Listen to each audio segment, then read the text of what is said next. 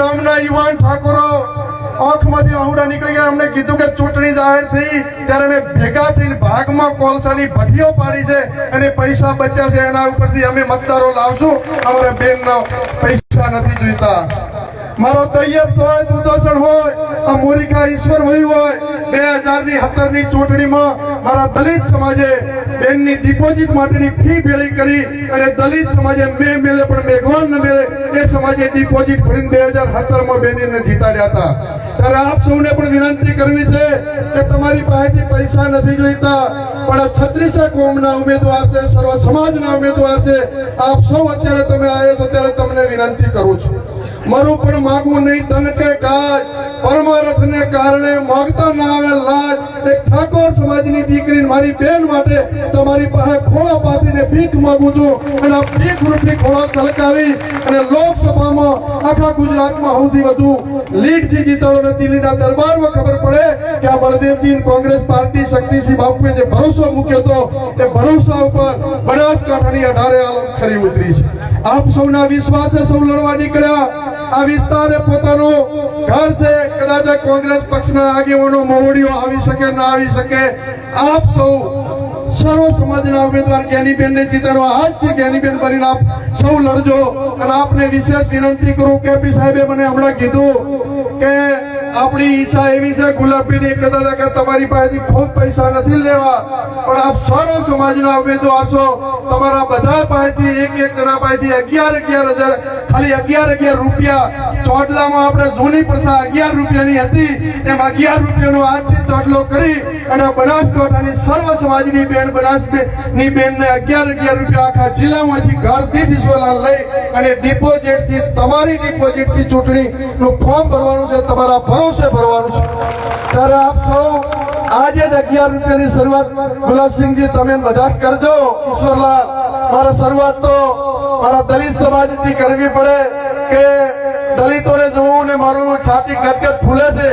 જૈનો અડતાભાઈ ગંગાજી જતા હતા અને એમણે મારો રોહિદાસ કીધું કે મારો આ ટકો લ્યો અને ગંગા હાથો હાથ લેતો હાલજો ના હાલજો એવા મારા દલિત સમાજ રોહિદાસનો ગંગા મૈયા પ્રગટ થઈ અને રૂપિયો હાથો હાથ લીધો હતો.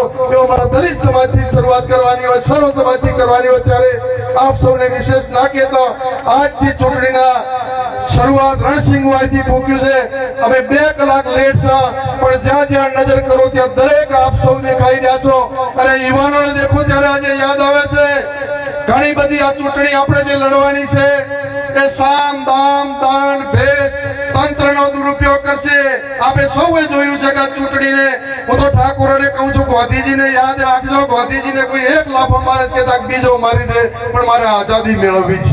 તો ઠાકોર સમાજને કોઈ ઉશ્કેરવા માટે કરશે કોઈ એક લાફો મારે કહેજો કે બીજો લાફો મારી દે પણ મારે મારા સમાજના સંસદ સભ્ય બનાવવા છે. ઠાકોરનું સંવાદ છે. ત્યારે આપ સૌને યુવાનોને કહું છું સિંધમાં સુમરાએ સાહેબ કોને રોક્યા છે? જાહલને રોકી અને જાહલે નવગણને ચિઠ્ઠી લખી અને નવગણ આથી જયારે સોયગામ નડાબેટથી નકલનમાં વરવડીને પ્રાર્થના કરી અને ભારે બેહી અને જાહલને મદદે નવગણ ગયો હતો. એમ આપ સૌ જ્ઞાનીબેનના નવગણ જેવા ભાઈ બની અને લોકસભાની ચૂંટણી જીતાડો. તે જ શબ્દો સાથે આપ સૌનો ખૂબ ખૂબ આભાર. જય હિન્દ, જય ભારત. ખૂબ ખૂબ આભાર ઠાકરસિંહભાઈએ બધી વિગતવાર વાત કરી.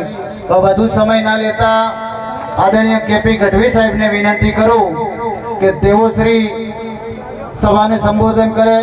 આપણા નેતા આદરણીય બળદેવજી ઠાકોર સાહેબનો સાફો પહેરાવી સન્માન થઈ રહ્યું છે. જબરજસ્ત તાળીઓથી વધાવશું.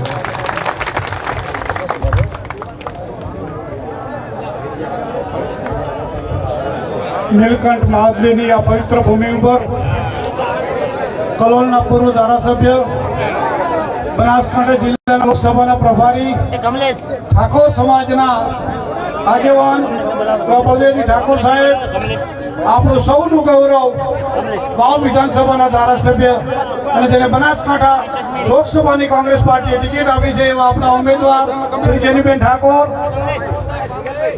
ગુજરાત પ્રદેશ યુથ કોંગ્રેસના પૂર્વ પ્રમુખ, એનએસયુઆઈના પૂર્વ પ્રમુખ અને આપણો સૌનો યુવાનોનો આદર્શ એવા મારા ભત્રીજા ભાઈ શ્રી થરાદના પૂર્વ ધારાસભ્ય ગુલાબસિંહજી રાજપૂત, બનાસકાંઠા કોંગ્રેસની જેના ઉપર જવાબદારી છે એવા બળદેવસિંહજી વાઘેલા સાહેબ, નરસિંહભાઈ, મારા વડીલ બીકે જોશી સાહેબ, ઈશ્વરભાઈ, બધાના નામ લઈ શકીએ પણ સમયની મર્યાદાને કારણે નામ લેતો ન હું.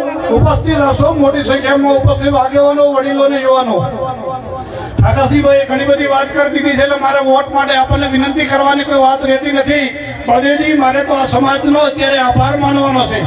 2017 ની અંદર મને એક્સિડન્ટ થયો હતો અને હું બહાર નીકળી શકતો નતો. જયારે 2017 ની અંદર કેનીબેનનું ફોર્મ ભરવાનું હતું ત્યારે ઘોડી ઉપર આવી ત્યારે મને સમાચાર મળતા હતા કે બેન ઘણા વોટે જીતી રહ્યા છે. ત્યારે ખાટલામાં પડ્યા પર મેં ફોન કરીને માહિતી લીધી અને મેં સ્ટેજ ઉપર આવી, મેં જાણી, મેં હાથ જોડીને વિનંતી કરી હતી કે બેન, આપ સૌ જાણે છે, ઠાકરસિંહભાઈ તમે પણ બધા હતા, ગુલાબભાઈ, કે મહેરબાની કરીને આપણે જીતીએ છીએ. ઠાકોર સમાજને મારી વિનંતી કે આપણે જયારે જીતતા હોઈએ તે સામેવાળા આપણે અંદરો અંદર પ્રશ્નો કરશે, આપણે અંદરો અંદર ઝઘડાવાનું કરશે. ખાલી એક સામાન્ય ઠાકોરનો છોકરો બાબરની બજારમાં જતો હશે તો એમ કે છે કે દારૂ પીને જાય છે, આવા પ્રશ્નો ઉભો ન કરશો. એટલે મહેરબાની કરીને આજથી કરી કે જયારે મતદાન થાય ત્યાં સુધી મહેરબાની કરીને કોઈ પણ બે શબ્દ તમને કે અપશબ્દો બોલે, ગાળ બોલે, મારે તો સહન કરી લેજો, પણ મહેરબાની કરીને આ વાતાવરણ બગડે નહીં એનું કોઈ એવું કંઈ કરતા નહીં. પણ હું તમને અભિનંદન આપું છું, હૃદયથી આભાર માનું છું અને આશીર્વાદ આપું છું કે 2017 થી કરીને આજ સુધી બળદેવજી એક પણ ઠાકોર સમાજના છોકરા કે કોંગ્રેસના આગેવાન કાર્યકરે એવી પ્રવૃત્તિ નથી કરી જેને કોંગ્રેસ પાર્ટી કે ગેનીબેનને કંઈક સહન કરવું પડે. 1998 થી શું ગઢવી સાહેબે બળદેવજી અને માધવસિંહભાઈ આશીર્વાદ આગળ શું હાથ મૂક્યા છે એમને નવાઈ લાગે છે. બીકે સાહેબ એના સાક્ષી છે. ત્યારથી કરીને આજ સુધી આ બેન સત્તા વગર રહી જ નથી. તમારા માટે તો ગૌરવનું કહેવાય, ગામની વહુવારી છે અને સમાજનું આગેવાન છે. તમારા અંદર સમાજની અંદર ઠાકોર સમાજનો ઘણા બધા આગેવાનો બનાસકાંઠા જિલ્લામાં આવ્યા, ઘણા બધા આગેવાનો થયા, પણ ઘણા બધા આગેવાનો આવી તમને ચડાવીને જતા રહ્યા છે. એકમાત્ર આ બેન એવી છે કે આજે તમારી વચ્ચે 98 થી કરીને આજ સુધી અડીખમ તમારા નાના મોટા પ્રશ્નોમાં તમારી હાથે હંમેશા આવીને ઉભે રહ્યા છે. આજે આજે એક આપણી મર્યાદા છે, આજે એક આપણી સંસ્કૃતિ છે. લાલજી છે તો એમનું સાસરું છે આવીને કાઢે, પણ એક લાજ નહીં, પણ તમારા સમાજની જો કોઈ લાજ રાખી તો ગેનીબેન ઠાકોરે તમારી સમાજની લાજ રાખી છે. આજે ઠાકોર સમાજ જો બધી વાત કરતો હોય તો